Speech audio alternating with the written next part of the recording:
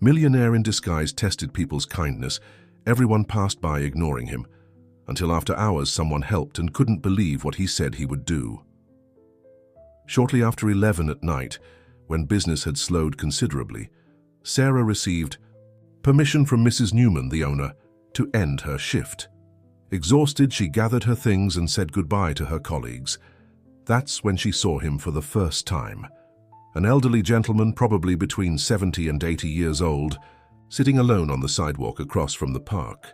His face was partially covered by a long white beard, and his clothes, although visibly worn, seemed strangely clean for someone living on the streets. Sarah observed several people hurrying past him, some averting their gaze, others quickening, their pace as if poverty were contagious. For some reason she couldn't explain, her feet carried her toward him. Perhaps it was the penetrating gaze of the old man, which seemed to carry stories of a lifetime, or simply the fact that, on that night, she felt particularly sensitive to the world's indifference. "Have you had dinner, sir?" asked Sarah, holding a small container with leftovers that Mrs. Newman always allowed her to take home. The man slowly raised his eyes, as if he wasn't accustomed to being noticed, much less approached. A discreet and melancholic smile formed on his dry lips. "No.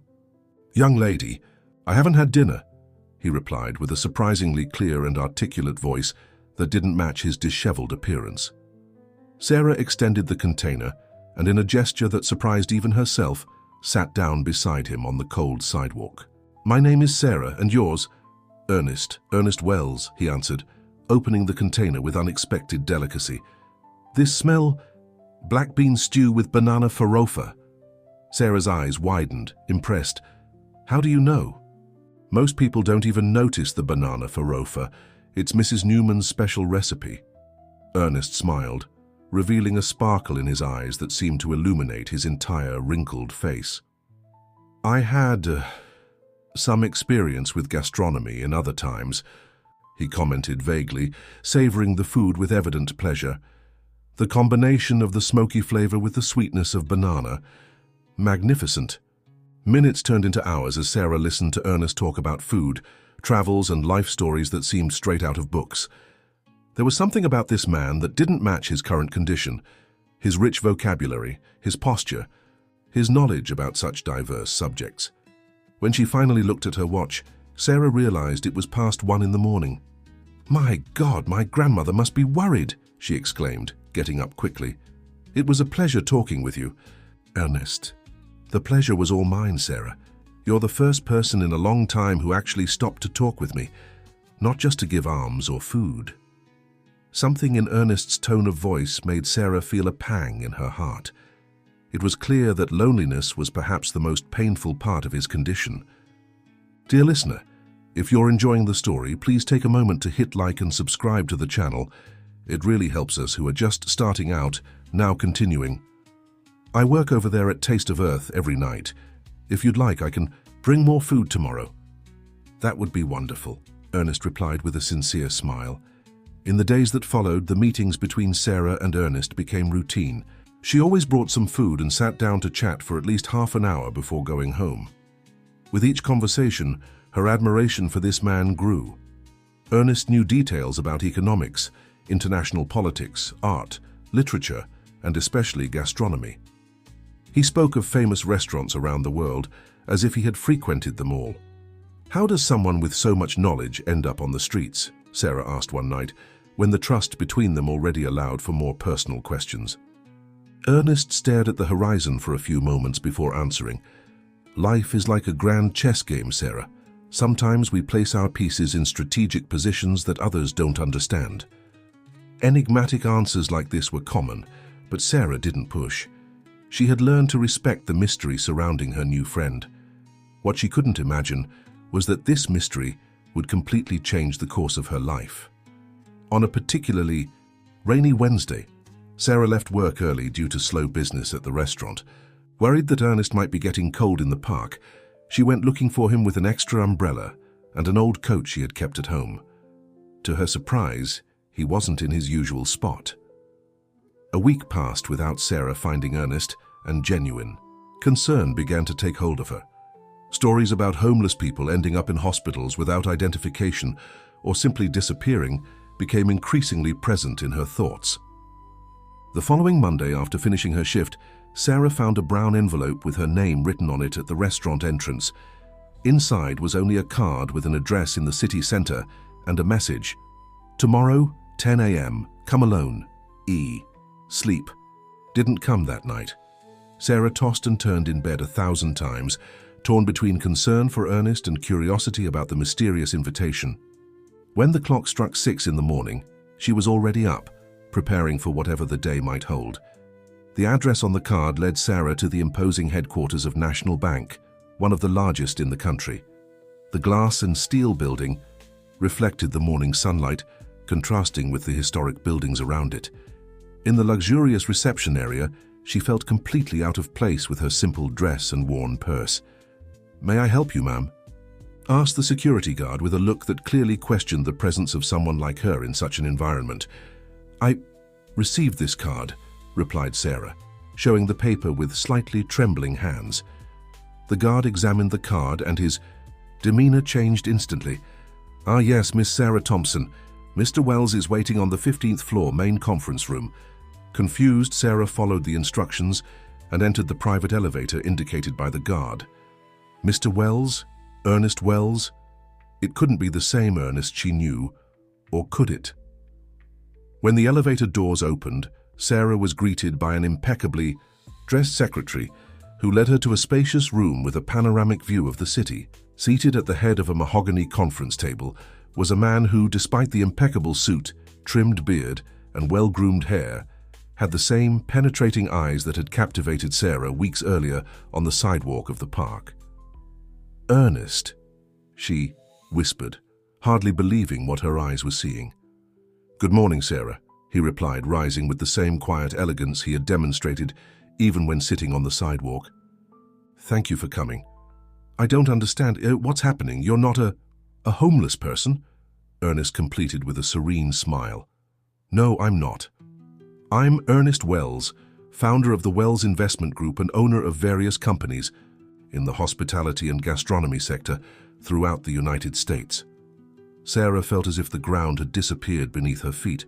This seemed like a prank pulled by some TV show, or worse, an elaborate trap whose purpose she couldn't imagine. "Why?" was all she could ask, a simple word that carried 1,000 questions. Ernest indicated a chair for her to sit and, with a gesture, dismissed the secretary who was still waiting at the door. When they were alone, he took a deep breath before beginning his explanation. 3 years ago, I was diagnosed with a degenerative disease. The doctors gave me a limited time frame. Faced with this, I began to reflect on my life, my achievements, and especially on the legacy I would leave behind. I realized that despite all my financial success, I failed at something fundamental: finding someone who shared not just my vision for business, but especially my values. Sarah listened attentively, still not understanding where she fit into this story. "My daughter Sophie grew up with everything money could buy. She's intelligent, educated at the best universities, but..." Ernest paused, carefully choosing his words. "Sophie believes that a person's worth is directly tied to the size of their bank account. For years I tried to show her that there's more to life than accumulating wealth, but I failed." He stood up, walking to the window that offered a privileged view of the city. "So, I decided to conduct an experiment. I started living as a homeless person in different parts of the city. I observed how people reacted, how they treated me, the indifference, the contempt. It was a revealing experience. And then, when I was almost giving up, you appeared." Sarah felt the blush rise to her cheeks. She hadn't done anything extraordinary, just what she considered natural, treating another human being with dignity. "What you saw in me was simply good manners," she murmured, uncomfortable with the situation. "No, Sarah, what I saw was genuine empathy. You didn't just offer me food, but your time, your attention, your friendship, without expecting anything in return. And during our conversations, I noticed your passion for gastronomy, your vision for a cafe different from anything that exists out there. I saw determination in your eyes when you spoke of your dreams." Ernest returned to his seat, placing a folder that was beside him on the table. I want to propose something to you, Sarah. It's not charity, nor a reward for your kindness. It's a business opportunity based on what I saw in you. With trembling hands, Sarah opened the folder. Inside were architectural plans, a detailed business plan, and a partnership proposal for opening a cafe in the Riverside district, one of the most upscale areas of the city. This is, she couldn't find the words, Sarah's Corner, exactly, as you described in our meetings. A cozy space with specialty coffees from small American producers and your signature cuisine. I'm willing to invest and be your silent partner. You'll have total creative control and a majority stake in the profits. Sarah felt tears welling in her eyes. It was her dream materialized in those papers, so close and yet so far from the reality she knew. Why me? There must be thousands of more qualified people with experience in management. Qualifications can be acquired, Sarah. Character is something built over a lifetime, and that's exactly what I'm looking for. Someone with character, passion, and vision to carry forward. Not just this project, but eventually take the helm of other companies in the group.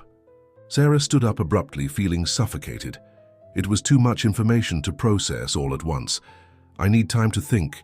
This is surreal. I understand. Take all the time you need. My card is in the folder with my personal contacts. When you're ready to talk, I'll be available. As she left the imposing building, Sarah felt as if she had just woken from an intense dream. People hurried past her on the street, oblivious to the revolution happening inside her. With the folder firmly clutched to her chest, she walked aimlessly through the city streets, trying to make sense of everything that had happened. That night, sitting in the small kitchen of the apartment she shared with her grandmother, Sarah analyzed each document in the folder in detail. The business plan was impeccable, the location ideal, the investment generous. It seemed too perfect to be true, and that deeply frightened her. "What's all that paperwork, dear?" asked Mrs. Thompson, entering the kitchen with her shuffling steps. Sarah hesitated. How could she explain something she didn't completely understand herself? "It's a project, Grandma. An opportunity that came up." The 78-year-old woman adjusted her glasses on her wrinkled face and sat down across from her granddaughter. "Sarah Elizabeth Thompson, I've raised you since you were a little girl. I know every expression on that face of yours. Something big is happening and you're afraid." With a sigh, Sarah told the whole story from the beginning. With each word, she observed her grandmother's expressions change from surprise to suspicion and finally to hopeful caution. "And what does your heart say, my dear?" "It says this is a once-in-a-lifetime opportunity, Grandma, that I'd be crazy not to accept. But my head says people like this Ernest exist in the world, and they usually have ulterior motives."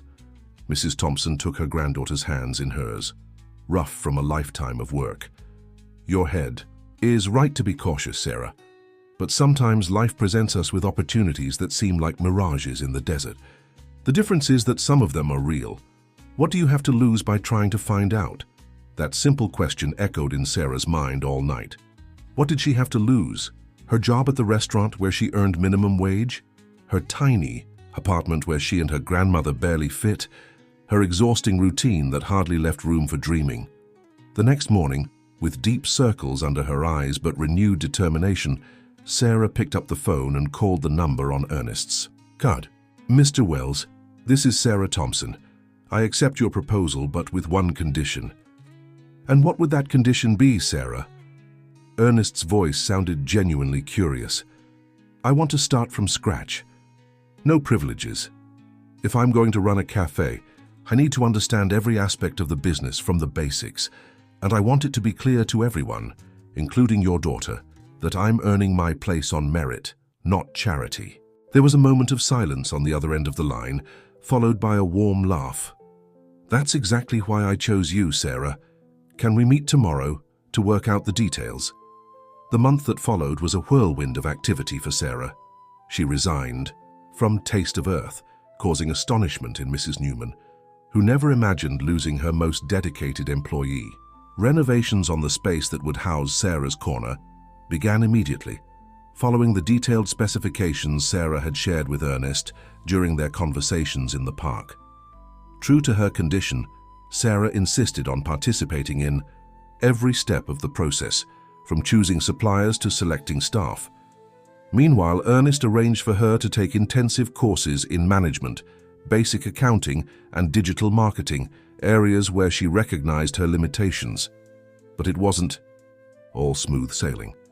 On the 20th day of renovations, while Sarah was supervising the installation of kitchen equipment, an elegant woman of approximately 35 entered the premises, followed by two men in suits. "So it's you, the waitress who bewitched my father," she said in a tone that mixed disdain and curiosity.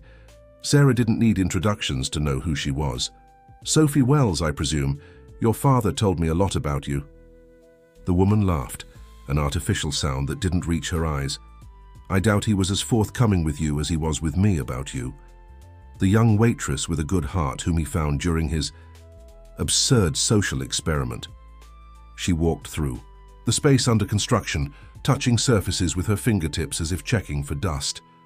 "A cafe. My father built an empire that includes 5-star hotels on 3 continents, and you convinced him to invest in a cafe. Impressive." "I didn't convince your father of anything, Ms. Wells. He offered me an opportunity and I'm working hard to deserve it," replied Sarah, maintaining her composure despite the obvious discomfort. Sophie approached, standing just inches from Sarah. Up close it was possible to see the impeccable makeup work covering the first wrinkles around her eyes. "Let me be direct, Sarah. I don't know what your game is, but I know enough about opportunistic people to recognize one when I see one. My father is at a vulnerable moment in his life, making decisions he wouldn't make under normal circumstances. Your father seems perfectly lucid and aware of his decisions to me," Sarah retorted, feeling her irritation grow. "For now. But his disease progresses rapidly. Soon he'll need special care and the legal decisions about his business will pass to his family, his real family." The veiled threat hung in the air like a toxic fog. Sophie smiled again, now with false sweetness. "Just some friendly advice. Don't get too attached to this place. In life there's no such thing as a free lunch." When Sophie and her companions left, Sarah felt her legs weaken. She sat on one of the wooden crates containing kitchen equipment and breathed deeply, trying to control the avalanche of emotions that invaded her. Hours later, in her apartment, Sarah reported the encounter to Ernest by phone. To her surprise, he didn't seem particularly bothered. "Sophie has always been protective when it comes to family business. Don't worry about her, Sarah. Focus on making the cafe work. I'll handle the rest." But Sophie's words had planted a seed of doubt in Sarah's heart. What if Ernest wasn't really in full possession of his faculties? What if all of this was just a passing project that would be undone as soon as his condition worsened? Determined not to be discouraged, Sarah immersed herself even deeper in the work. The construction was completed in record time, and 6 weeks after accepting Ernest's proposal, Sarah's corner was ready to open its doors. The space had exceeded all expectations. With a capacity for 40 people, the cafe combined rustic and modern elements. Reclaimed wood tables contrasted with contemporary chairs. The marble service counter was framed by wooden shelves displaying coffee beans from different regions of America. In the center of the room, a small tree, a miniature dogwood, grew in a vertical garden, symbolizing the establishment's commitment to sustainability. The night before the grand opening, Sarah made sure she was the last to leave. When all the employees had already left, she walked slowly through the space, touching each surface, adjusting every detail. It was hard to believe that this place was, in part, hers, that here she would serve the specialty coffees she had dreamed of, the recipes she had created in rare moments of leisure, the desserts inspired by her grandmother's traditions. She sat at one of the tables near the window and let the tears flow freely. They were tears of gratitude, of fear, of anticipation. Life had changed so quickly in recent months that she had barely had time to process everything. "It's a beautiful space, Sarah." Ernest's voice startled her. He was standing at the door, leaning on a cane she had never seen before. "Ernest, I didn't know you were coming today," she said, quickly wiping away her tears. "I couldn't miss the chance to see the place completely finished on the eve of the big day." He walked slowly toward her, and Sarah noticed that his steps were more dragged than usual. The disease mentioned by Sophie seemed to be advancing faster than Ernest admitted. "You perfectly captured the spirit of what you described to me on those nights in the park, a place where people don't just drink coffee but have experiences." Sarah smiled, genuinely touched by the compliment. "None of this would exist without you." "Don't underestimate your own merit, Sarah. I merely provided the resources, the vision, the passion, the dedication. All of that came from you." He sat across from her with some difficulty. "Sophie came to visit you, didn't she?" Sarah hesitated but decided to be honest. "Yes, she made it quite clear that she doesn't approve of your decision." Ernest sighed deeply. "My daughter has always had everything money could buy but never understood the value of what's not for sale. I tried to teach her, but—" "She's just protecting what she believes is rightfully hers," interrupted Sarah, surprising herself by defending the woman who clearly saw her as a threat. "It's exactly because you have that capacity for empathy, even with those who treat—" "Are you poorly that you're here today, Sarah?" replied Ernest with a tired smile. "But don't be deceived. Sophie won't make your journey easy." "I'm prepared," Sarah asserted, with more confidence than she actually felt. "Good, because this cafe is just the beginning. If it's successful, I have bigger plans for you." Before Sarah could question what exactly these bigger plans meant, Ernest stood up with visible effort. "I need to go. Tomorrow is a big day, and you should rest. I'll be here for the opening, of course." He walked to the door but stopped before leaving. "Sarah, regardless of what happens, remember, you're here because you deserve to be. Never let anyone convince you otherwise." With those enigmatic words, Ernest departed, leaving Sarah immersed in thoughts about what the future held. The opening of Sarah's Corner exceeded all expectations. From 7 in the morning, when the doors opened, until closing at 10 at night, the cafe was constantly full. Customers praised not only the quality of the products, but especially the welcoming atmosphere and personalized service. Ernest appeared briefly in the middle of the afternoon, accompanied by Sophie, who smiled for the cameras of local journalists as if the cafe were her own creation. Behind the scenes, however, she made no effort to hide her discontent. "Enjoy your moment of glory, Sarah. Cafes are like fads. They come and go," she whispered, when she managed a moment alone with her, while Ernest was giving an interview. Sarah chose to ignore the provocation and focus on what really mattered, ensuring that each customer left satisfied and wanting to return. And, judging by the line that formed at the door throughout the day, she was on the right track. The following weeks were equally busy. Sarah's Corner quickly established itself as one of the most talked about gastronomic spots in the city. Specialized blogs, influencers, and even a national gastronomy magazine published articles about the space, highlighting the quality of the products and the inspiring story of its owner. Sarah worked tirelessly, always arriving before opening and leaving long after closing. Despite the initial success, she knew that the real test would come with time, when the novelty wore off and only consistent quality would keep customers coming back.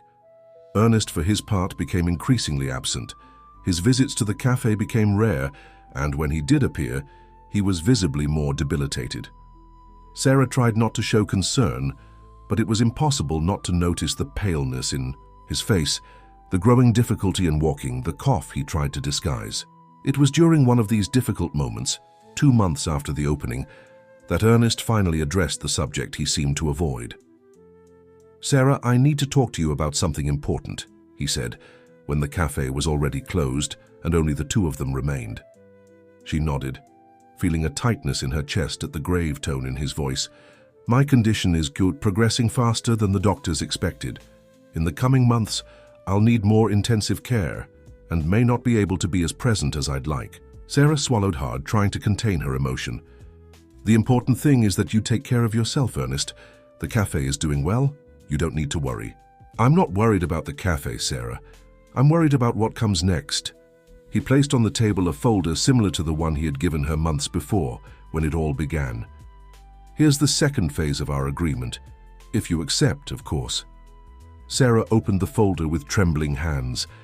Inside were documents relating to a boutique hotel in the historic center of the city, currently managed by a company of the Wells Group. I don't understand.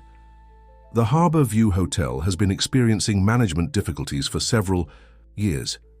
It's a place with incredible potential, but it needs a fresh vision, someone who understands how to provide memorable experiences to guests, not just a place to sleep. Sarah leafed through the documents, impressed by the magnitude of what Ernest was proposing. You want me to manage a hotel? I want you to transform a hotel, just as you transformed this cafe. The Harbour View has a restaurant that's practically bankrupt. I believe you can completely revitalize it, bringing the same concept of excellence that you implemented here. It was a bold proposal, far beyond anything Sarah had imagined for herself.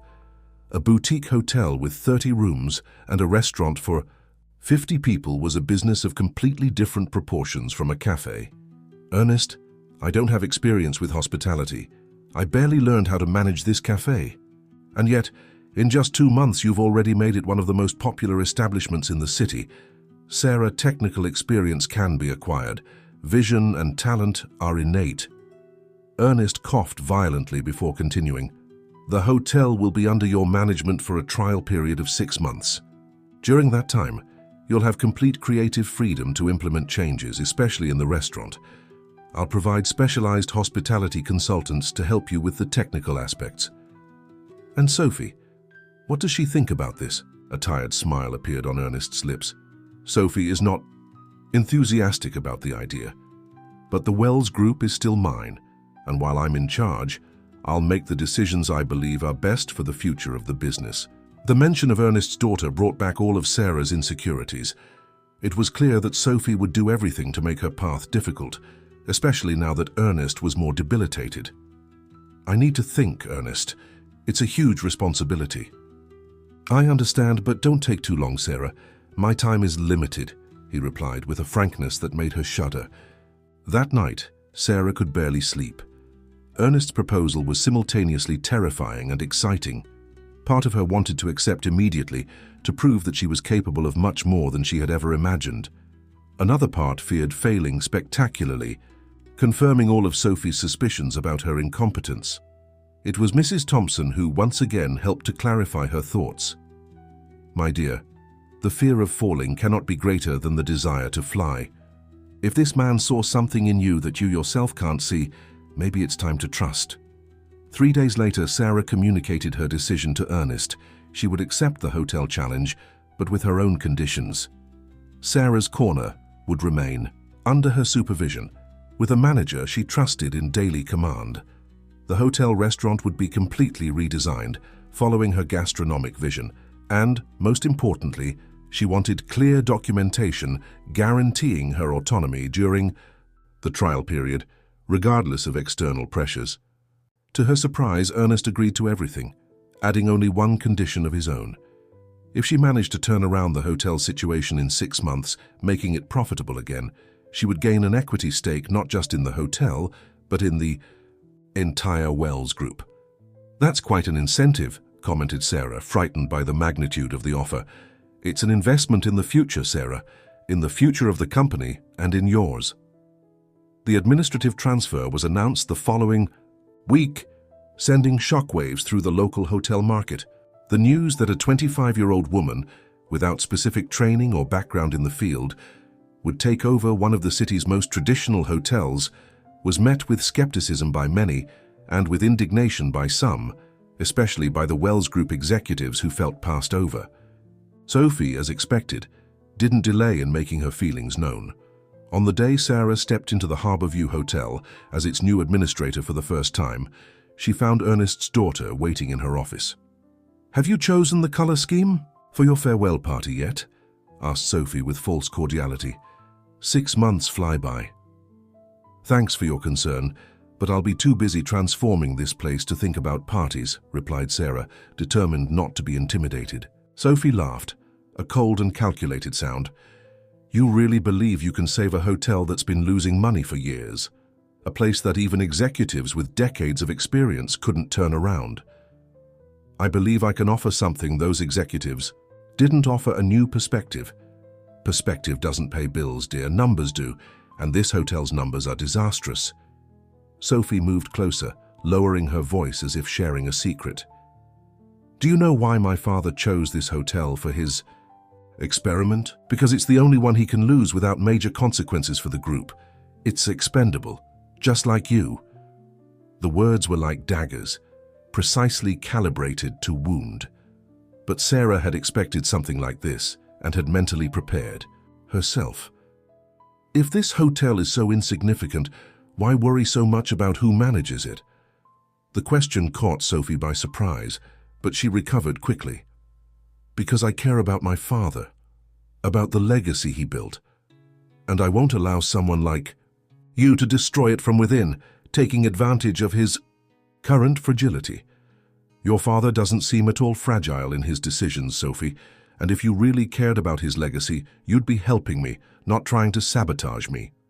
The two women stared at each other for long seconds, the tension palpable in the air. You have 6 months, Sarah. Use them well.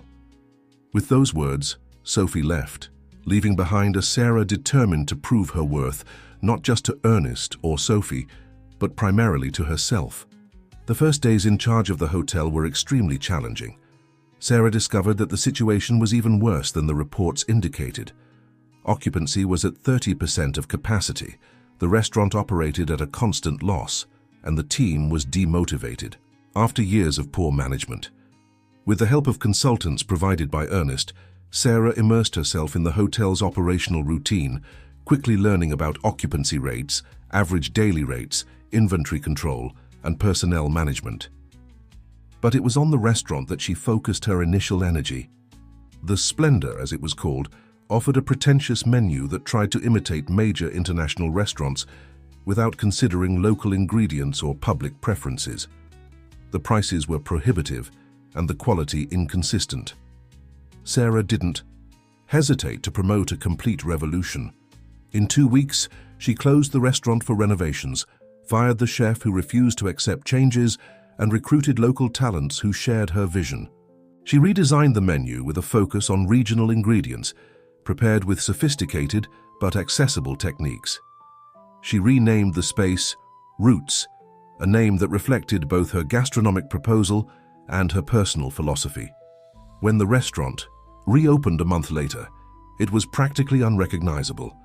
The ostentatious environment had been replaced by elegant yet welcoming decor, with elements that celebrated local culture in a contemporary way. The menu, more streamlined and focused, offered both refined and comfort options, always highlighting the origin of the ingredients. The impact was immediate. In 2 weeks, Roots began receiving reservations not just from hotel guests, but mainly from locals, attracted by the positive reviews that spread quickly. Sarah made sure to be present every night, talking with customers, listening to feedback, adjusting details. Meanwhile, she worked tirelessly to improve other aspects of the hotel. She implemented a new online reservation system, more efficient and user-friendly. She trained the reception team to offer more personalized service. She reorganized the rooms into thematic categories, each celebrating a different aspect of American culture. Small details such as handwritten welcome cards and artisanal amenities produced by local cooperatives made all the difference in the guest experience. In the 3rd month under her management, the occupancy rate had risen to 60%. Online, reviews were consistently positive, highlighting the hotel's remarkable transformation. The restaurant, in turn, was already operating at a profit, becoming a gastronomic destination in its own right. Ernest, who now spent more time in medical treatments than in business, followed everything from a distance, receiving weekly reports and occasionally calling Sarah. "You're exceeding all expectations, Sarah," he said during one of these calls. "The numbers don't lie. There's still much to improve, Ernest. The room renovations have barely begun. The spa is completely outdated and you'll solve all of that, I'm sure," he interrupted, with a cough that seemed increasingly frequent. "But I need you to prepare for something important." The serious tone in his voice made Sarah pay doubled attention. "Next week, there will be a board meeting of the Wells Group. For the first time, you'll be invited to present the preliminary results of your management." Sarah's stomach contracted. Presenting to the board meant facing not just Sophie, but all.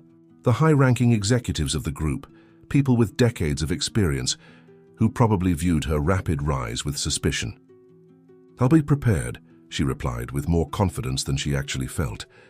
"I know you will, but I need to warn you.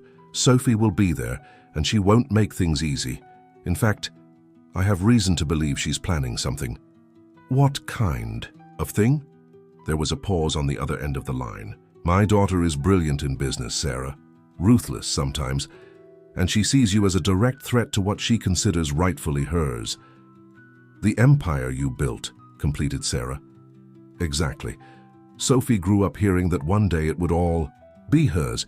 The idea of sharing that power with someone she considers an intruder is unacceptable to her." Sarah breathed deeply, trying to control her growing anxiety. "What should I expect?" "She'll test you, question every decision, every number. She'll try to expose any vulnerability, any mistake. Be prepared to defend your work tooth and nail." The meeting was scheduled for next Wednesday at 10 a.m. at the Wells Group headquarters. In the days leading up to it, Sarah worked feverishly on preparing her presentation. She meticulously analyzed every aspect of the hotel's operation, anticipating possible questions, preparing responses for adverse scenarios. On the eve of the meeting, she received an unexpected phone call. It was Marianne, the hotel's financial manager, whom Sophie had personally hired years earlier. "Sarah, I need to tell you something. I shouldn't, but I can't go along with this anymore." Marianne's voice trembled, evidencing her nervousness. "What happened, Marianne?" "Sophie approached me 2 weeks ago. She wanted me to manipulate some numbers for tomorrow's presentation." Sarah's blood ran cold. "What kind of manipulation?" "Inflating costs, understating revenues, basically making it look like your management is causing more losses than gains," explained Marianne, visibly uncomfortable. "I refused, of course, but I'm almost certain she found someone willing to do it." The revelation didn't surprise Sarah as much as it should have. In a way, she had already expected something like this from Sophie. What surprised her was Marianne's unexpected loyalty. "Why are you telling me this?" There was a pause on the other end of the line. "Because in 15 years working for the Wells Group, I've never seen anyone transform a business as quickly as you've done with this hotel. What's happening here is special, and it wouldn't be fair to see that destroyed by political games." Sarah thanked her for the information, promising discretion. She hung up the phone and sat at her desk, absorbing the impact of what she had just discovered. Sophie was willing to blatantly lie, manipulate data, all to discredit her. How could she defend against something like that? The answer came like a flash. If Sophie planned to use false numbers, Sarah would use irrefutable evidence. She spent the entire night collecting video testimonials from satisfied guests, gathering online reviews, assembling before and after photos of each renovated area. She printed dozens of thank you letters received, positive comments on social media, articles published about the hotel's transformation. When the sun rose, she had a presentation that was manipulation-proof. Dressed in a navy blue pantsuit, the most formal piece she owned, purchased especially for the occasion, Sarah arrived at the Wells Group headquarters 30 minutes before the scheduled time. She was led to an imposing conference room on the top floor, where a dark wood oval table dominated the environment. The board members arrived gradually, middle-aged men and women with serious expressions and impeccable attire. Sarah greeted each one firmly, even when some barely disguised their disdain when shaking her hand. Sophie was the second to last to enter, giving her a confident look that clearly said, "Today you fall." The last to arrive was Ernest, visibly weakened, but maintaining the dignified posture that characterized him. Everyone stood in respect when he entered, leaning on his cane and accompanied by a nurse who positioned herself discreetly in a corner of the room. "Ladies and gentlemen, thank you all for your presence," Ernest began, his voice weaker than Sarah remembered, but still carrying authority. "As you know, about 3 months ago, I appointed Ms. Sarah Thompson to manage the Harborview Hotel on a trial basis. Today she will present the preliminary results of that management." Sophie cleared her throat, drawing attention. "Before we proceed, Father, I'd like to present some relevant data about the hotel's financial situation that I obtained directly from the group's accounting department. She distributed folders to those present, except for Sarah, who watched the scene with a racing heart. It was exactly what Marianne had predicted.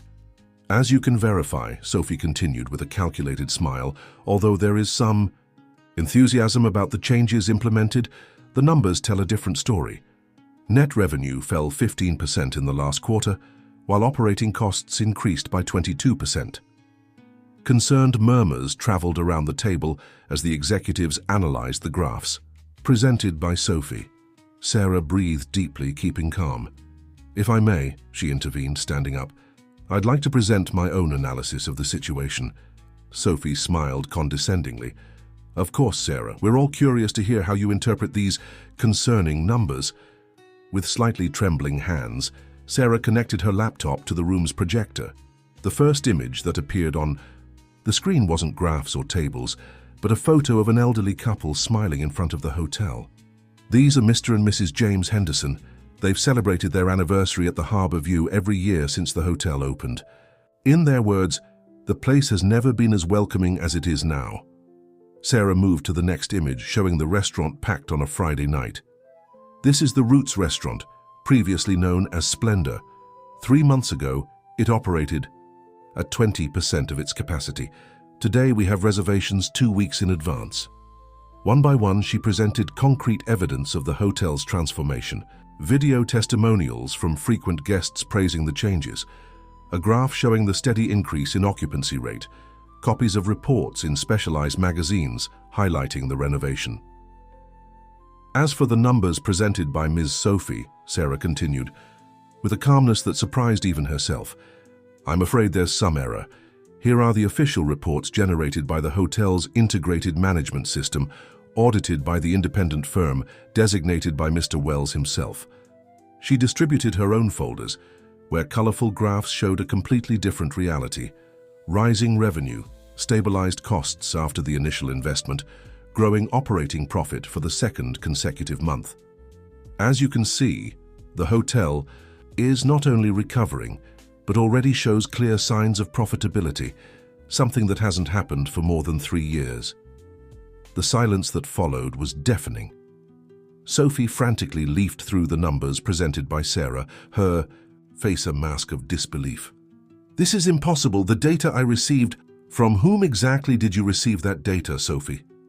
interrupted Ernest with a severity that Sarah had never witnessed. "Because the official numbers are these that Sarah has just presented. I verified them myself yesterday." The tension in the room was palpable.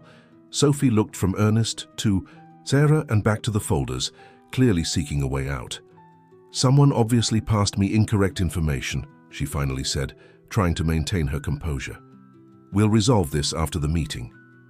"We'll resolve it now," insisted Ernest. "Who provided these falsified numbers?" Sophie visibly paled. "Father, this isn't relevant to—" "It's absolutely relevant when someone deliberately tries to sabotage one of our businesses." Ernest's voice rose, provoking a coughing fit that the nurse quickly tried to control, offering him water. When he recovered, he continued, now with a more controlled voice, "Sophie, since you were a child, I've tried to teach you that business is built on integrity. What you did today deeply disappoints me." The words seemed to hit Sophie physically, as if each one were a blow. Her face alternated between shame and contained fury.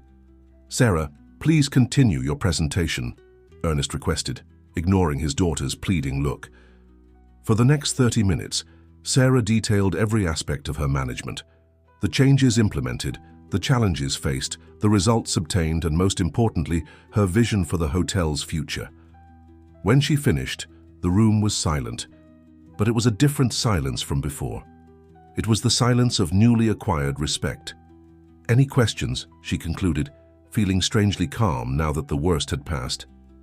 One of the oldest executives, whom Sarah knew to be a close ally of Sophie, raised his hand. "Very impressive, Ms. Thompson. But I must ask, are these changes, though commendable, sustainable in the long term? Or are we seeing just the novelty effect that will soon disappear?" It was a fair question, and Sarah was prepared for it. "An excellent observation, Mr. Martinez. That's why we've implemented a loyalty system for recurring guests, ensuring that those who experience the new Harborview have concrete incentives to return. Additionally, our marketing strategy focuses not on passing promotions, but on building a consistent experience that generates spontaneous recommendations. The answer seemed to satisfy him, and other board members began to ask increasingly specific questions about operational, financial, and strategic aspects. Sarah answered all with confidence, demonstrating not only technical knowledge but especially business vision. Sophie remained silent for the rest of the meeting, nervously fiddling with her tablet, avoiding eye contact with anyone. When the session ended 2 hours later, Sarah felt simultaneously exhausted and electrified. She had faced her biggest challenge yet and emerged victorious. The board members congratulated her with genuine interest, exchanging cards, asking additional questions, some even suggesting they would visit the hotel soon to see the changes for themselves. "You were brilliant," said Ernest when they were finally alone in the room. Sophie had left hastily without saying goodbye, not just for defending your work, but for doing so without humiliating my daughter, even when she gave you ample reason to. Sarah smiled, tired. "It's not in my interest to humiliate anyone, Ernest. I just want to do a good job. And you are. So well that I need to talk to you about the next phase." He sat down with difficulty, indicating that she should do the same. "My condition is progressing rapidly, Sarah. The doctors are not optimistic about how much time I have left." "Ernest, you don't have to—" "Yes, I do," he interrupted gently. "Time is the only truly scarce resource, Sarah, and mine is running out." The frankness with which he spoke about his own mortality was disconcerting. There was no self-pity in his voice, just a serene acceptance of inevitable facts. "When I found you in that park, I was looking for someone with values, vision, and heart to help lead my legacy. Someone who understood that business, when done correctly, isn't just about profit, but about positive impact. You've exceeded all my expectations." He paused, searching for the right words. "I want to formalize your position within the Wells Group, not just as a hotel administrator, but as my direct successor in the presidency of the entire hospitality division." Sarah felt as if the ground had been pulled from under her feet. "Ernest, this is immense.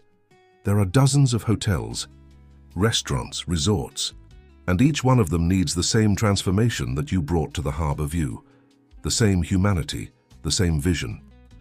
He coughed again, more debilitated this time. "I know it's a giant leap, that you may feel unprepared, but I've seen enough to know that you have not only the capacity, but the courage needed."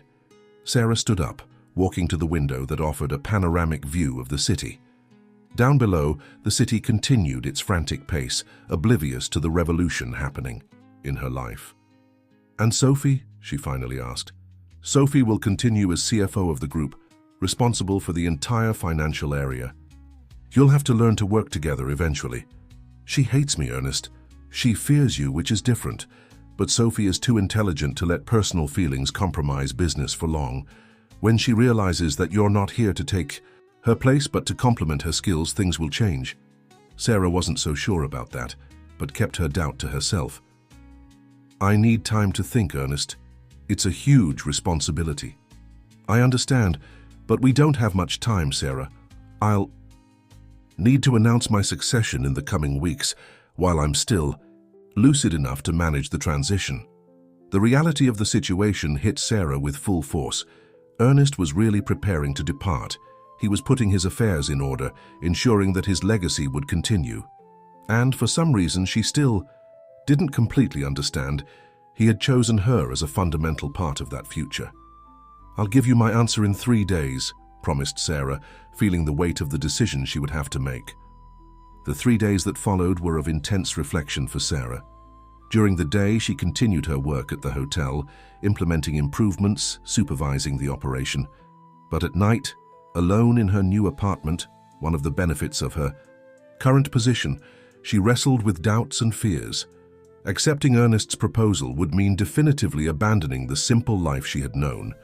It would mean entering a world of high finance, million-dollar decisions, responsibility for hundreds of employees.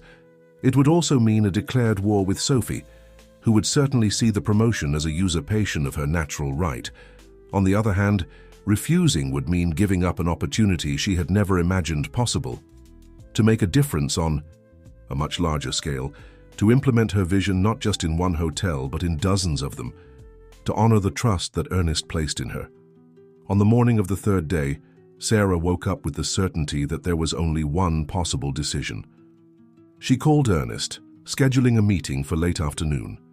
When she entered his office at group headquarters, she found him more debilitated than ever. Sitting in an armchair near the window, he seemed to have aged years in just a few days. Still, his eyes maintained the perceptive sparkle that had impressed her since their first meeting. "I accept, Ernest," said Sarah without preamble. A weak but genuine smile illuminated the elderly man's face. "I knew you would accept.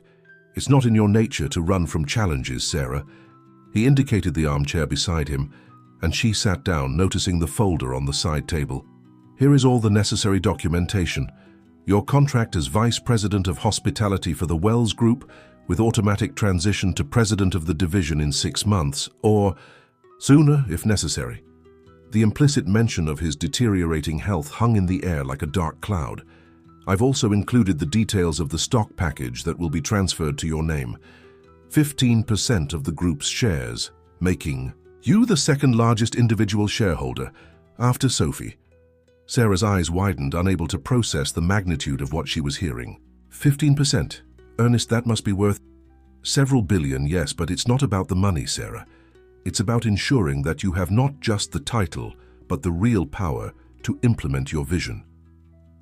He spent the next 2 hours explaining in detail the corporate structure of the group, the responsibilities of her new position, the immediate challenges she would face. Sarah absorbed everything with absolute attention, taking notes, asking questions, confirming.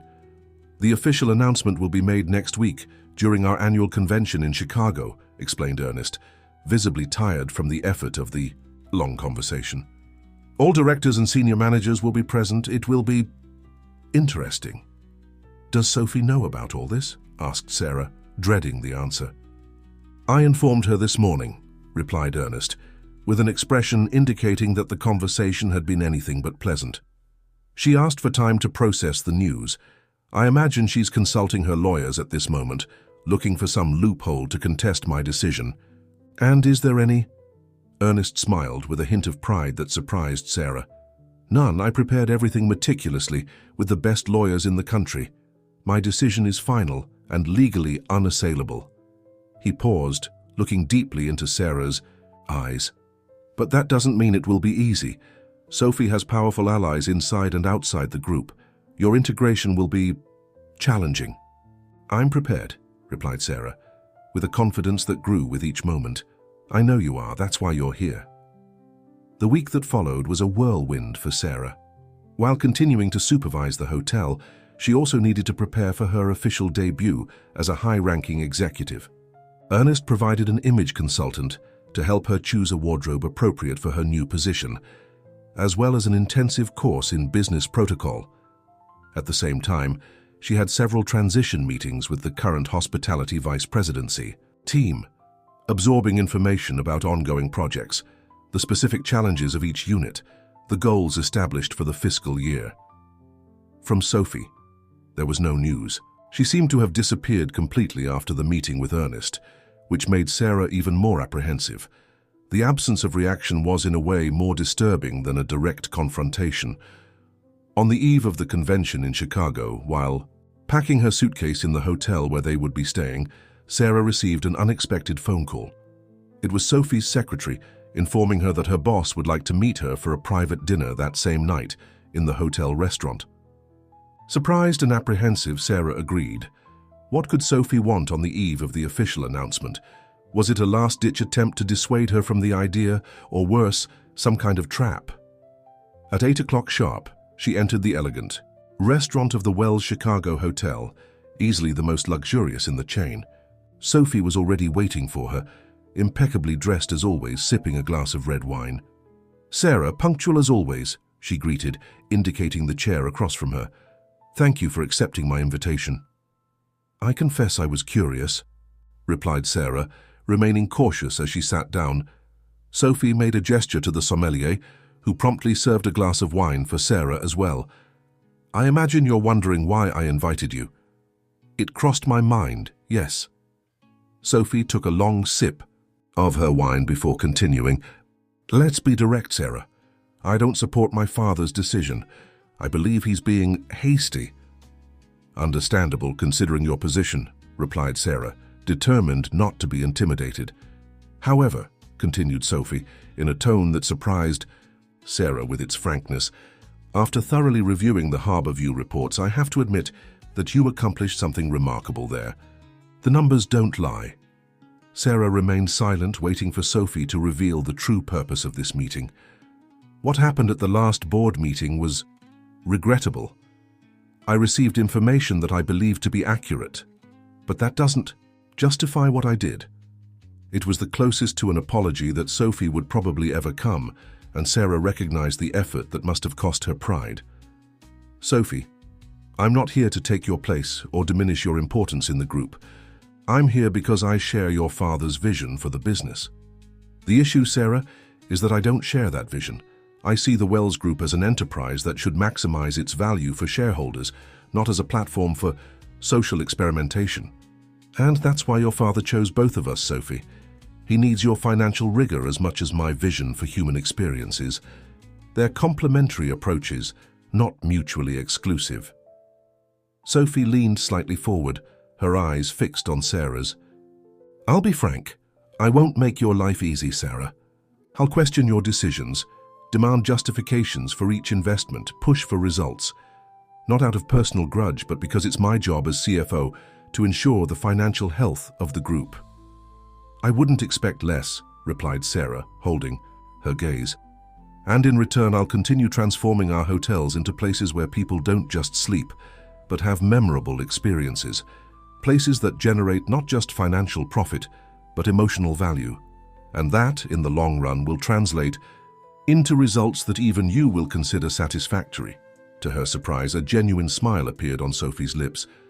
You know, as much as it pains me to admit it, I'm beginning to understand why my father was so impressed with you. There's a refreshing authenticity in your approach. The rest of the dinner proceeded in a surprisingly cordial atmosphere. They weren't friends, certainly, and perhaps never would be. But they had established a basic understanding, a mutual professional respect that for now was enough. When they said goodbye, Sophie made one last observation. Tomorrow all eyes will be on you, Sarah, most of them skeptical, some openly hostile. You'll need to demonstrate strength and confidence without appearing arrogant. It won't be easy. I'm ready, replied Sarah, with the same determination that had brought her this far. Yes, agreed Sophie with a thoughtful nod. I believe you are. The annual convention of the Wells Group was a grand event that brought together more than 300 executives from all divisions of the company. The hotel's event hall was elegantly decorated in corporate colors, with the company logo projected on giant screens. Sarah, wearing a custom-made navy blue suit, felt her heart beating rapidly as she waited backstage. Ernest had arrived earlier, accompanied by his medical team, and was now conversing quietly with the master of ceremonies, occasionally looking in her direction with an encouraging smile. As the hall filled, Sarah recognized some faces from the board meeting, but most were complete strangers. Veteran executives who, in a matter of hours, would be her direct subordinates or peers. The magnitude of the situation hit her like a physical blow, and for a moment she felt the familiar grip of insecurity. What if she wasn't up to it? What if everyone saw her as an intruder, a waitress who got lucky, not a legitimate leader? As if reading her thoughts, Ernest approached, leaning heavily on his cane. Nervous? He asked with gentle irony. Terrified would be more accurate, admitted Sarah with a trembling smile. Did you know that, on my first day as president, I vomited twice before entering my own office? He confided, with an amused sparkle in his eyes. The truth, Sarah, is that no one is really prepared to lead. Leadership isn't something you have. It's something you do every day, decision after decision. He discreetly adjusted her tie, an almost paternal gesture. You're ready, not because you have all the answers, but because you know how to ask the right questions. Not because you're perfect, but because you recognize your imperfections and work to overcome them. Ernest's words calmed Sarah like no motivational speech could. There was a wisdom in them that came not from books or theories, but from decades of lived experience. "It's time," announced the master of ceremonies, approaching them. Ernest nodded and, straightening his shoulders despite his evident fragility, walked to the stage with Sarah at his side. The ovation he received when announced was deafening, hundreds of people standing, applauding the man who had transformed a small family inn into a multinational hotel empire. When silence returned, Ernest began his speech with the same clarity and authority that Sarah had recognized in their first conversations, when he was still just a stranger sitting on a sidewalk. "For almost 5 decades, I've had the privilege of building and leading the Wells Group. We started with a simple dream, to create places where people felt truly welcomed. Over the years, that dream grew beyond any expectation, expanding to different countries, different cultures, but the essence always remained the same: genuine hospitality." He paused, looking at the audience with intensity. "Today, we're here, not just to celebrate our achievements, but to look to the future. A future that, as everyone knows, will not include my physical presence." A murmur ran through the hall.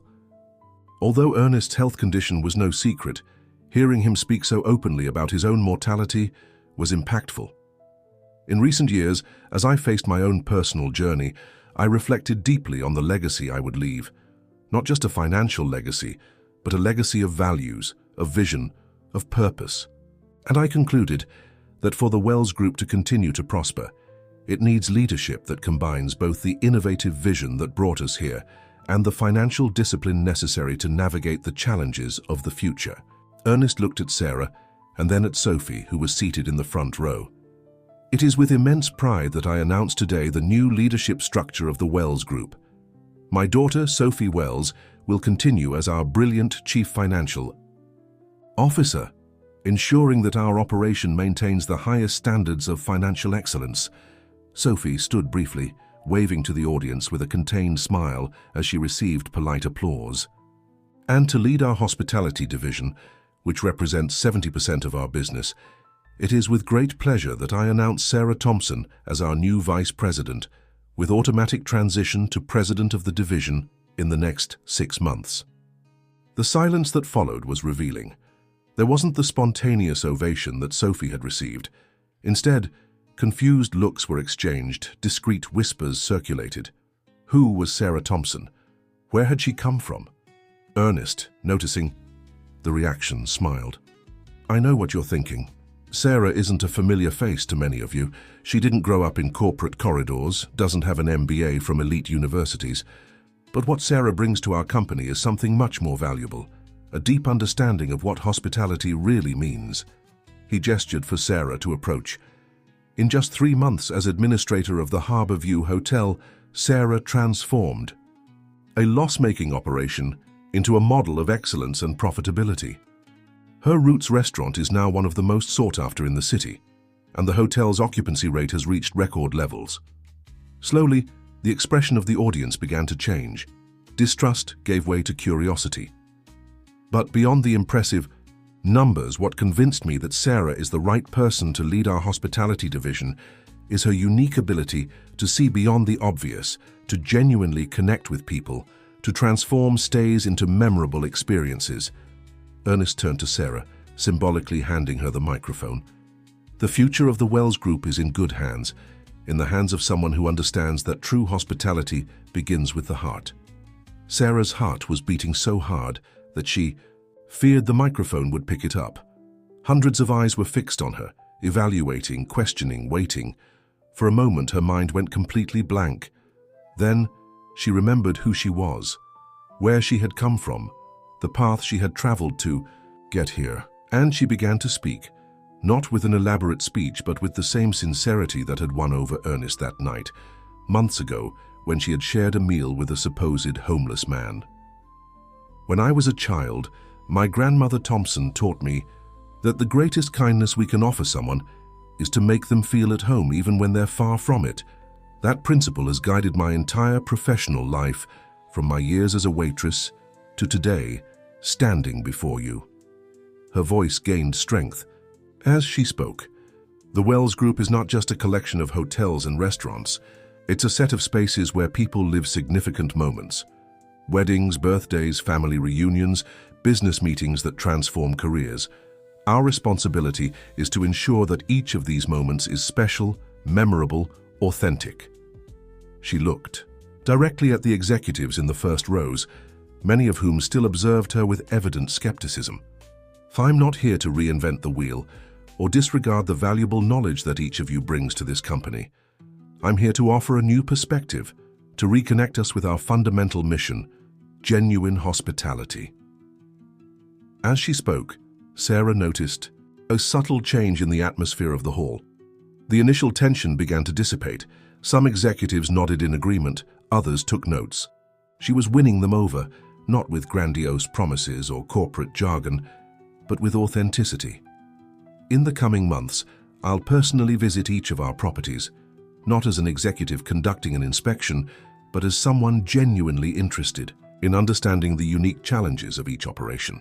I want to hear not just from the managers, but also from the housekeepers, the receptionists, the chefs, because I believe that the best ideas often come from those who are on the front lines, living our brand every day."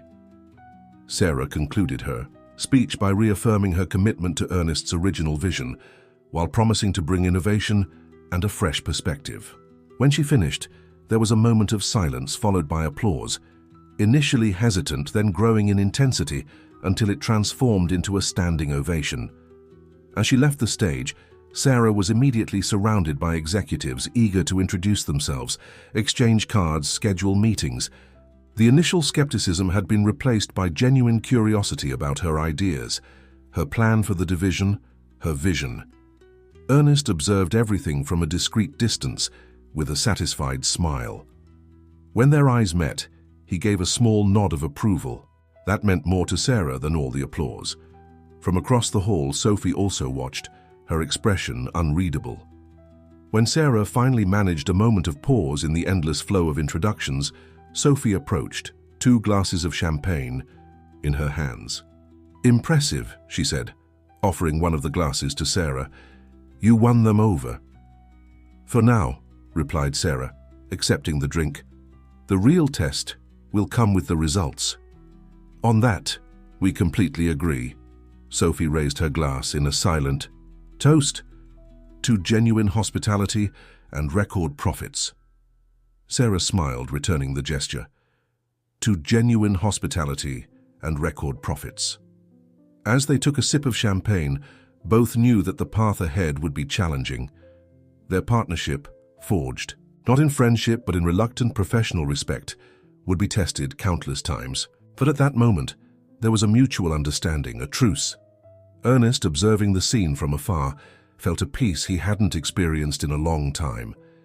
His strategy had worked, not just for the future of his company, but for the 2 most important women in his current life, the daughter he had raised and the successor he had found by chance. 6 months later, Sarah was in her office on the top floor of the Wells Group headquarters, reviewing the results of the last quarter.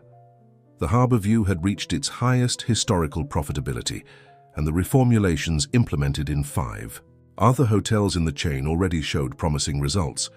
The partnership with Sophie, although still marked by occasional heated clashes, was working better than anyone could have predicted. Sophie's rigorous financial discipline perfectly complemented Sarah's innovative vision, resulting in more balanced and effective decisions. Her secretary, Martha, interrupted her thoughts. "Sarah, Mr. Wells is on line 3. It seems urgent." Sarah's heart accelerated. Ernest rarely called directly to her office since he had completely stepped away from the group's operation, preferring weekly meetings at his home.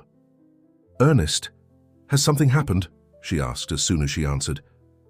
"Sarah, I need you to come to my house this afternoon. There's something important I need to discuss with you and Sophie." His voice was weaker than ever, a painful reminder of how his condition had deteriorated rapidly in recent months. "Of course, I'll be there at 3 p.m. "Thank you, Sarah. And wear something comfortable. It will be a long conversation." When she hung up, Sarah tried to decipher Ernest's enigmatic tone. "Something important?" The deliberately vague choice of words left her intrigued and slightly apprehensive. At 3 p.m. sharp, she arrived at Ernest's mansion in a gated community on the outskirts of the city. Sophie was already there, seated on the wide veranda that overlooked a meticulously maintained garden. The tension in her face suggested that she also didn't know the purpose of this meeting. Ernest appeared minutes later, pushed in a wheelchair by his nurse. Despite his evident physical fragility, his eyes maintained the same perceptive sparkle that Sarah had known that first night when he was just a stranger sitting on a sidewalk. "My dears," he greeted them, with a weak but genuine smile. "Thank you for coming." The nurse helped him position himself comfortably and, with professional discretion, withdrew to give them privacy. "Father, what's going on?" asked Sophie, the concern evident in her voice. "Going on?" Ernest smiled softly. "Life is going on, my daughter, exactly as it should." He gestured for both to come closer. "I called you here today because there's a story I need to tell. A story that began a long time ago when I was just an ambitious young man with more dreams than resources." Sarah and Sophie exchanged confused looks, but settled in to listen. "You know the official story of the Wells Group, how I transformed a small family inn into a multinational hotel empire. But what you don't know are the choices, the sacrifices, the moments of doubt that punctuated that journey." He took a sip of water before continuing. "Sophie, you grew up hearing about the value of hard work, excellence, financial discipline, and you incorporated those values brilliantly, becoming exactly the type of executive any company would dream of having." Sophie smiled, touched by the sincere compliment. "But in the process of building an empire, I made mistakes. Misplaced priorities, moments when I chose expansion instead of connection, profit instead of people. And gradually the group began to reflect that distortion of values." Ernest turned to Sarah. "That's why, when I received my diagnosis, I decided to conduct that seemingly eccentric experiment, to live as someone invisible in society, to observe how people really are when they believe there's nothing to gain. It was revealing." He smiled, reminiscing. "And then you appeared, Sarah, with your meal, your time, your genuine attention, without knowing who I was, without expectation of return. It was like a reminder of what really matters, of what has always mattered." Sarah felt tears forming, but held them back. "In choosing you to lead our hospitality division, I wasn't just recognizing your obvious talent. I was reconnecting the group with its fundamental values, with the true hospitality that at its core has always been about human connection, not about commercial transactions." He took the hands of both, symbolically uniting them. "What I've observed in the last 6 months has exceeded my most optimistic expectations. You two, so different in so many aspects, have found a way to work together, complementing each other's strengths, creating something greater than the sum of its parts." Sophie and Sarah exchanged glances. They weren't close friends, certainly, but they had developed a mutual respect that neither would have imagined possible at the beginning. "That's why I've made a final decision about the leadership structure of the group after my departure," continued Ernest, using the euphemism naturally. "Sophie will continue as CFO, overseeing all financial operations. Sarah will officially assume the presidency of the hospitality division. And together, as co-CEOs, you will lead the Wells Group into its next chapter." The surprise on both their faces was evident. Co-CEOs. It was an unusual structure, especially for a group the size of Wells. "Father, are you sure?" asked Sophie, recovering first. "Two people in command can generate conflicts, parallel decisions, or it can generate balance, complementarity, more robust decisions," replied Ernest, with the same patience he had used to teach her business principles decades ago. "The world is changing, Sophie. Shared leadership isn't weakness, it's adaptability." He smiled, looking alternately at each one.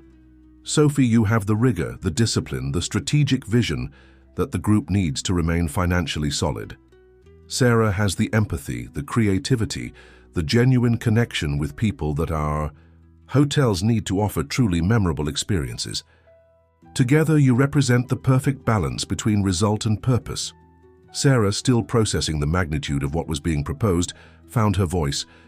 "Ernest, this is a huge responsibility. Are you sure that I'm ready?" The elderly man smiled, a smile that carried decades of wisdom. "Sarah, no one is completely ready to lead. Leadership is a journey, not a destination. What I can guarantee is that you have everything necessary for this journey: integrity, vision, courage, and above all, the capacity to learn and grow." He squeezed the hands of both. "And you'll have each other. Different, yes. Sometimes disagreeing, certainly. But united by a common purpose, to honor the legacy of the Wells Group, not just as a successful business, but as a company that makes a positive difference in people's lives." That afternoon, as the sun set over the mansion's garden, Sarah and Sophie listened to Ernest share stories, advice, reflections accumulated throughout a life dedicated to building something meaningful. It wasn't just a passing of the baton, it was a passing of wisdom, of purpose, of vision. When they finally said goodbye hours later, there was a new understanding between the three people who, by such different paths, had met on this extraordinary journey. Ernest, watching Sarah and Sophie leave together, animatedly discussing ideas for the new organizational structure, felt a deep peace. His legacy would be in good hands, different hands, with complementary strengths, exactly as it should be. 1 week later, the official announcement of the new leadership structure was made to the entire group. The news was received with initial surprise, then with cautious optimism, that gradually transformed into enthusiasm as positive results began to appear. The unique combination of Sophie and Sarah, financial rigor and customer-centered innovation, created a dynamic that quickly proved effective. Hotels that had been stagnant for years gained new life. Restaurants were redesigned following the successful model of Roots. Employees, now genuinely heard and valued, brought ideas that often transformed into competitive advantages. 1 year after that conversation on the veranda, the Wells Group recorded its best financial result in a decade. But beyond the impressive numbers, there was something more significant happening, a cultural transformation that permeated the entire organization, from the newly hired receptionist to the most senior executive.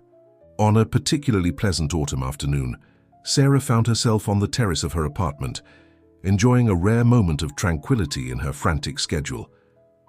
The phone rang, displaying Sophie's name. "Sarah, are you at home?" Sophie's voice sounded strangely emotional. "Yes, I am. Has something happened?" "I received a package from Father. Apparently he prepared it before departing, with instructions for it to be delivered 1 year after his death. He left one for you, too." Sarah felt a shiver run down her spine. "I'm coming over," she replied, already grabbing her keys. 30 minutes later, the two women were sitting in the living room of Sophie's elegant penthouse, 2 identical packages on the coffee table, brown envelopes sealed with Ernest's monogram in red wax. "Shall we open them together?" suggested Sophie, with a vulnerability that Sarah had rarely witnessed. Sarah nodded, feeling a lump in her throat. Carefully, both opened their envelopes. Inside, there was a handwritten letter and a small box for each. Sarah's letter began like this: "Dear Sarah, if you're reading this, it means a year has passed since my departure. A year of transformations, challenges, and I hope significant achievements for you and for the Wells Group. When I found you that night, sitting beside me on the sidewalk, sharing not just food, but your genuine attention, I knew there was something special about you. It wasn't just kindness, though that was evident, but a rare combination of empathy, intelligence, and inner strength that deeply impressed me. In the months that followed, I saw you face challenges that would have defeated people with much more experience. I saw you transform businesses, inspire teams, and more importantly, keep your essence intact, even as power and responsibilities grew exponentially. My daughter, Sophie, is brilliant, determined, and extraordinarily competent, qualities I've always admired in her. But you brought something different to the group, the reminder that business in its purest essence is about people, about creating real value in their lives, not just extracting value from them. The combination of you two is what I always dreamed for the future of the Wells Group, the head and the heart, discipline and vision, rigor and empathy.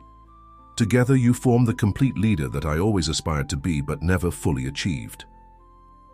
In the small box that accompanies this letter, you'll find something that belonged to my mother, a simple woman who taught me the value of genuine hospitality long before I dreamed of building hotels.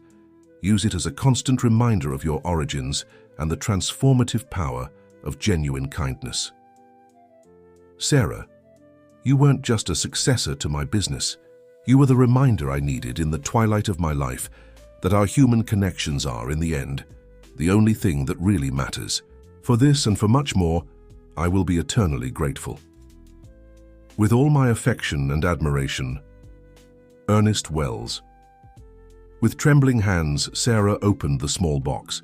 Inside, there was a delicate silver brooch in the shape of a dogwood in bloom, accompanied by a smaller note. My mother wore this brooch when receiving guests in our home. For her, the dogwood symbolized the beauty that emerges after the most difficult periods, exactly like you. From across the table, Sophie read her own letter, silent tears running down her normally composed face. When she finished, she looked at Sarah. "He asked that we share our letters," she said, her voice slightly choked. Sarah nodded, extending her letter to Sophie, who did the same with hers. In the letter to Sophie, Ernest expressed his immense pride in her competence and dedication, asked forgiveness for moments when he was excessively critical, and thanked her for finding in herself the greatness to share leadership with Sarah, even when it would have been easier to resist. In Sophie's box, there was a gold pocket watch that had belonged to Ernest's grandfather, the founder of the family's first inn. To remind you that, although time is the most precious resource we have, its true measure is not in how we spend it, but in how we share it. The two women remained silent for long minutes, absorbing the final words of the man who had so profoundly shaped their lives, each in her own way. "Do you think he planned all this from the beginning?" Sophie finally asked, holding the watch against her chest. "From the moment he found you on the sidewalk?" Sarah reflected for a moment. "I don't think he planned the details, but I believe he was genuinely searching for something, or someone, an answer to questions that plagued him at the end of his life." Sophie nodded, understanding. "My father was always a brilliant strategist. Even when he seemed to be just improvising, there was a method to his actions." She looked directly at Sarah with a sincerity rarely demonstrated. "You know, for a long time I resented your presence. I saw you as an intruder, someone who had somehow deceived my father in a moment of vulnerability." "I know," replied Sarah, without judgment in her voice, "but now I understand that you were exactly what he needed, what the group needed.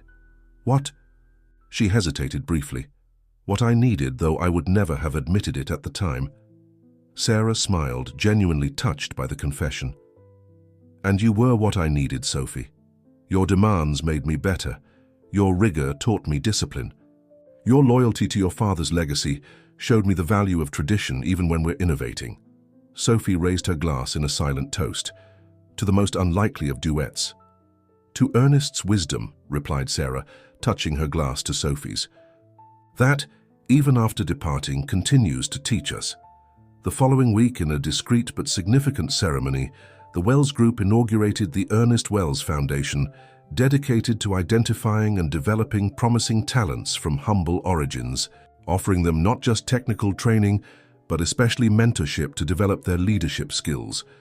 The Foundation's first program was the Shared Meal Project, which offered scholarships and paid internships to young people who had demonstrated exceptional sense of humanity and empathy in their communities.